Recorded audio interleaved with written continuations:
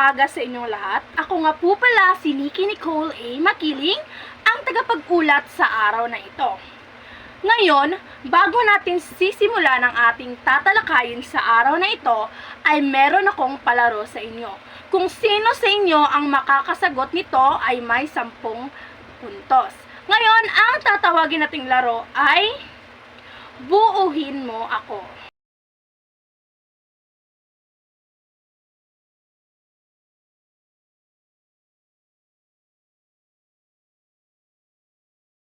Napakagaling! Maraming salamat sa nakilahok sa ating palaro.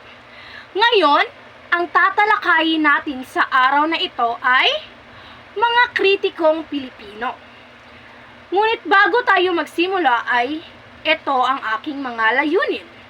At pagkatapos ng kabanatang ito, ang mga mag-aaral ay inaasahang una ay nalilinang ang kaalaman tungkol sa talambuhay ng mga kritikong Pilipino.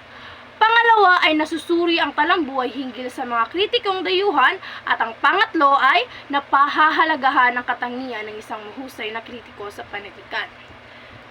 Ang una nating tatalakayin na kritikong Pilipino ay si Virgilio S. Almario. Maituturing na isa sa pinakatanyag na kritiko ng panitikang Filipino, kilala sa sagisag na Reo Alma na laging kasangkot sa pagbibigay kulay sa panulaang Filipino.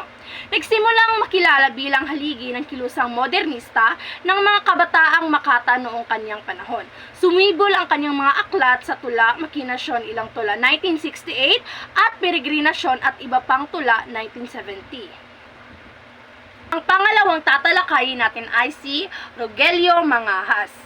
Kasalukuyang editor sa Pilipino ng SIVS Publishing Company, dating propesor sa Pilipino si Mangahas sa pamantasang kanyang pinagtapusan, ang UE. Itinanghal sa Makata ng taong 1969 sa Talaang Ginto ng Surian ng Wikang Pambansa. Kinilala ng mga kritiko ang kanyang tulang Duguang Placard. Ang pangatlong tatalakayin natin ay si Federico Lixi Jr.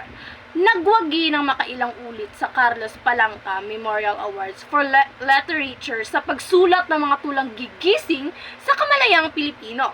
Itinanghal na Makata ng taon ng 1996 si Lixi. Siya ay may akda ng 7 antolohiya ng mga tulang Filipino, Ingles at Kastila. Para sa pangkalahatan, mahalagang kilalanin natin ang mga kritikong Pilipino sapagkat wala ang panitikan kung wala sila. Ito rin ay magsisilbing inspirasyon sa mga bagong manunulat.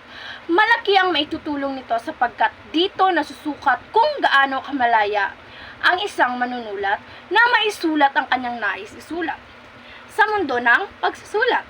Ito rin ay magsisilbing gabay upang malaman ang mga strategy ng isang manunulat upang lalong mabigyang buhay o saysay ang likha ng isang bagong manunulat. At yun lamang po, at maraming salamat sa pakikinig.